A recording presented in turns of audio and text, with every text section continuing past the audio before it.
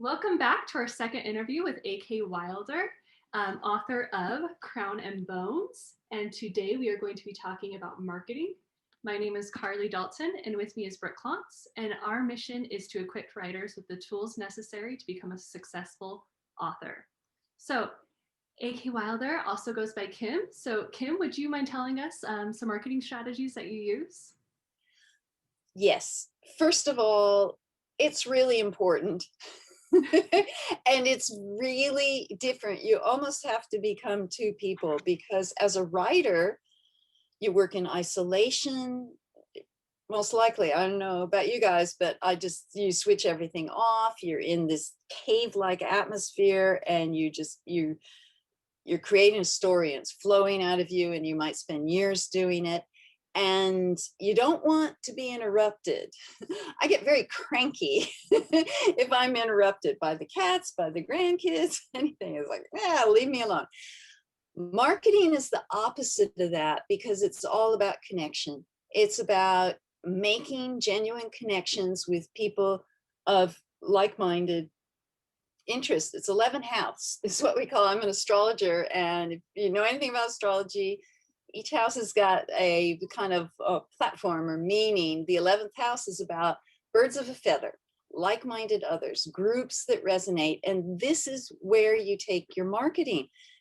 Whatever social media platform it is, whatever connection it is in real life where you're going to libraries or schools or I don't know if we have festivals or cons anymore, but we have virtual cons.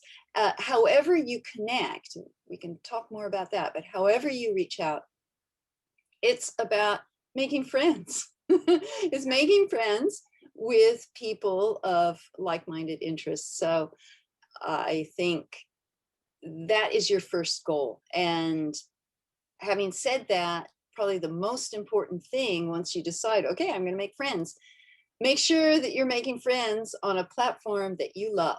Yeah. Because if someone told you Twitter's the way to go for YA books or Facebook is where you can connect and do targeted marketing, or, if you might have this conflicting ideas of where do I put most of my focus?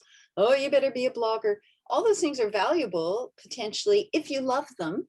You got to love what you're doing because otherwise they're going to think, oh, what's she doing here? She's cranky. She's not really enjoying this. It'll show through. So it's got to be something you love. If you love your Instagram account because you've got these really cute cats and you post pictures of them, and then once in a while you talk about your book or your progress as a writer, and it's very authentic, and you're willing to be spiritually transparent. You're willing to be who you are. People recognize that and they love that and they will be drawn to you. So that is probably the first, we're not going to call them rules, but it'd be the first little point in marketing is do it, connect with like-minded others and through platforms that you love, something that makes you smile. Mm-hmm. Yeah, I've definitely found that with Instagram because people are so open and friendly and they're such a big Instagram. Yeah, they just love what they're doing. Yeah. The Bookstagram people are just, they love books. They have the artistic ability of them to take a picture of your book and make it just look stunning. Yeah. That blows my mind. I can just scroll through that. Just I well up. It's an extreme talent, and you can connect just by commenting, saying, wow, that's beautiful. And if it's genuine, you're going to get an answer back. You're going to make a connection. And that's how it all begins. Commenting, offering to contribute content, because think about it, these people that have these big accounts, they're part of what they want is content. They're always looking for someone to contribute and engage with, and you just gotta put your hand up. And it begins, I think, with commenting, with making yourself available, being ready to say yes, and again, it's a real split, because that girl who says yes, that guy who says yes, isn't the girl or gal who is all isolated, working away at their keyboard, pushing away the distractions. It's two different people, and you got to kind of switch modes, especially when you have a deadline. Yeah, it's seeing it that way helps. How do you deal, because so that's all the good. How do you deal with like the bad, the rejections or the bad reviews? Rejections, I've got a way of dealing with rejections, which I learned from a friend of mine, Jeanette Ma, who's a good vibe coach. And the idea is that when you get a rejection, because you're going to get a lot, whether you're querying, you've got your sales pitch going out to agents, or maybe it's a publisher who allows for author queries, whatever it is that you're putting yourself out there to obtain. A lot of people are not going to say yes. You're not going to get 500 agents, I don't think, I didn't, coming back and saying, yes, I want you. And they're all pulling you every which way to get you. That doesn't happen. You'll often get a form letter that says, I'm sorry, thank you for sending your manuscript. It does not fit with our line at this time. What I do is I exchange the word manuscript with the word underpants. So thank you for sending your underpants. They don't fit with our line at this time. Our editor read your underpants and found them too short or too long or too, see, we're laughing. We shift the vibe. That's gonna stick with me. I am going to remember that. That was brilliant. It helps. You got to change the vibe, because ultimately the people that reject you were not in alignment with you. And so thank goodness they didn't like your underpants, because somebody out there is gonna love your underpants. That's the person you want representing you. And to a certain degree, bad reviews, there's different ways to handle it. If I'm feeling sensitive, I won't look at reviews. I will focus on a different side. First of all, as an author, you're never going to comment on a review. Maybe on Instagram, somebody's splashing your book all over. You might comment, oh, thank you, I'm so glad you loved it. You might do that. If you are never, I would never comment on a negative review. And I think if you look at Goodreads, when they're very strict over there, they like to pick, and you don't want to say, but did you read chapter such as? No, never engage. And I think Goodreads is going to tell authors, I think there's a little warning to authors, don't engage. Some will, and it's actually really entertaining to read, but it's cringe. Don't do it. Don't do it, because it's a sinking hole. You're not going to engage there anyway. It's not where you're going to put your energy. So if you're feeling sensitive and uncertain, don't read them for a while. Leave it for a while. Your agent or your publisher is going to tell you how your reviews are and how they feel about them. That's enough. They'll often, when I was with HarperCollins Australia, when Stephanie Smith was there, she would select all the top reviews and email them to me. And she told me, don't look, I'll send you what you need to see. And I think it's really important. The publisher will look, and if there was like consistently 100% reviews coming, it's never going to be like this, but tons of reviews coming back saying, I couldn't understand this part of the book, they may in their editorial process address that in the next book, or you leave it up to them. If you're self-publishing, then you wait until you are resilient, where you've got like 10 reviews here that are awesome, that after you look at that, you go back to those reviews and you read them. We have to keep our spirits up. And we also have to allow for people to have an opinion. We've got to allow, it's like going to an art gallery. Not everybody's going to want to buy that one picture that you think is so amazing and you're willing to go for a bank loan to get, not everyone will feel that way. And we have to respect and allow for that. Mm-hmm. The difference with the art gallery is they don't usually stand there and say, this is wrong because of this, this, this. I mean, reviews can be heavy. It's heavy to have someone take your inventory publicly on your creativity. And you got to respect that in yourself. And so only go there, only look there when you are feeling strong and confident and resilient. And if you start to feel that shift, it's a sinking feeling in your, if we all read these reviews, because everybody is going to get a thumbs down, some percent, of course they will. And it's just whether you want to put your focus there or put your focus on the people that you reached, because those are your people. Thumbs down, not your people. Thumbs up, those are your people. Put your energy into them. Mm-hmm. That's a great way of looking at it. So what do you think you should know as a writer about your audience, your target market? Well, I think you need to know who they are. So if you're writing, because every genre is going to have some, I call them constraints. That seems like a bad thing. It's actually a really, really good thing, because it narrows, in genre fiction, it narrows things down a bit. So if you have no constraints, you've got a blank page, a blank world, and you can say anything, anywhere, anytime. It's hard to get started because there's infinite possibilities, and how are you going to pick one? But if you have certain constraints, for example, if I'm writing YA, there are constraints around the length, usually, of the manuscript.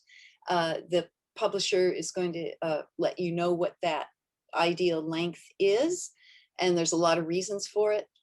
If you're self-published, then you look around, go ahead and look at what publishers are asking for in terms of submission. They're going to give you an idea of that length. So you've got a length, you've got a language, you've got what is this, how clean is clean? What does that mean in YA? Is this young YA or new adult? You need to know who's reading your book as it is marketed. So for example, Crown of Bones is marketed as YA. I'm going to respect certain publishing and reader guidelines for that genre. Well, I'm going to respect it, but also my publisher isn't going to let anything through that doesn't respect it.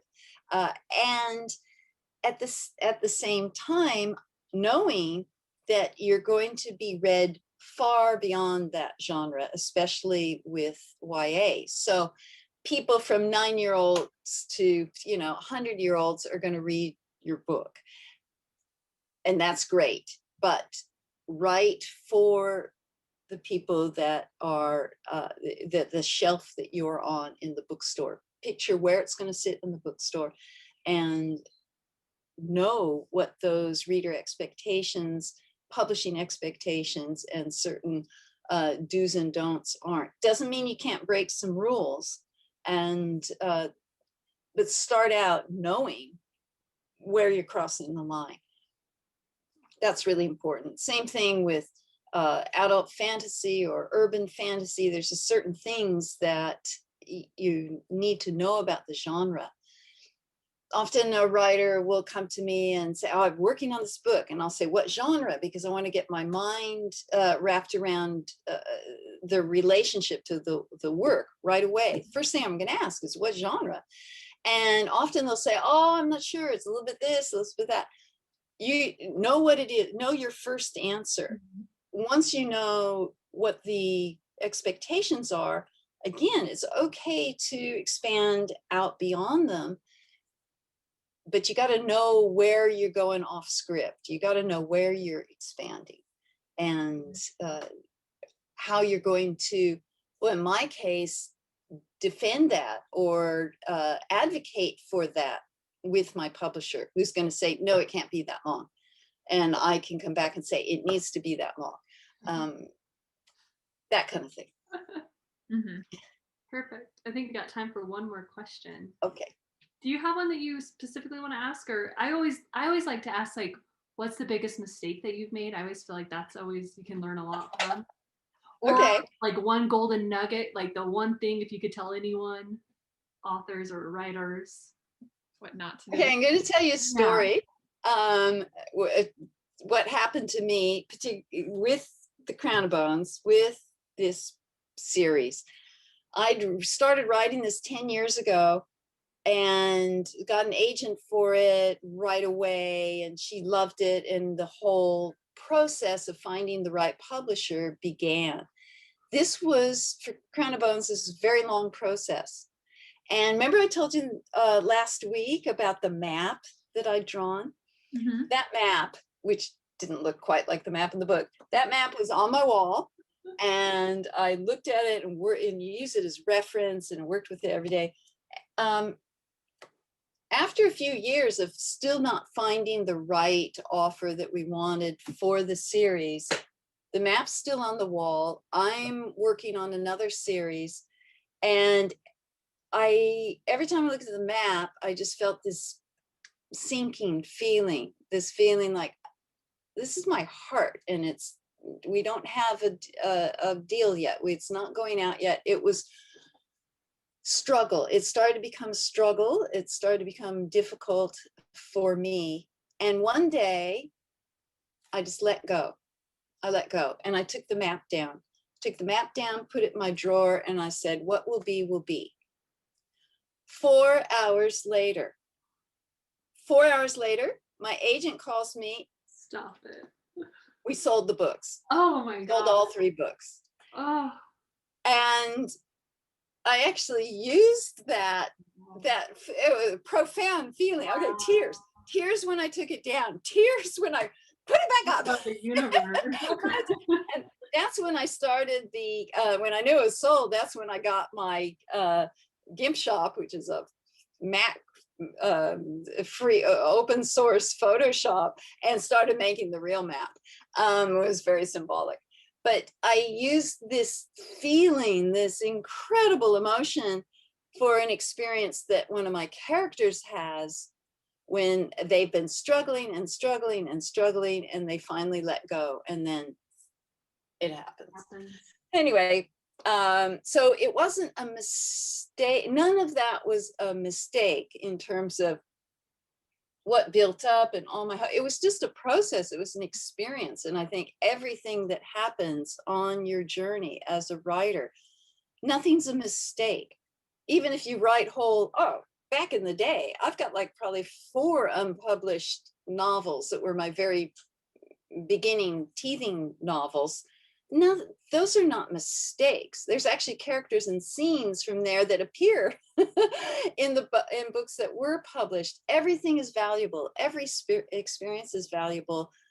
Don't resist any of it, and certainly don't call it a mistake. Mm-hmm. I love that. I like that a lot. Okay. Well, thank you so much, Kim, for doing that. Once again, if you guys haven't read Crown of Bones, it came out January 2020. Find it on and it's awesome. I read quite a bit of it, and I'm loving it. Make sure make sure you like, comment, and share this video. Ring the bell so you'll be notified when our next video is up, and subscribe. Thanks so much for watching, everyone. Bye. Thank you so much for having me.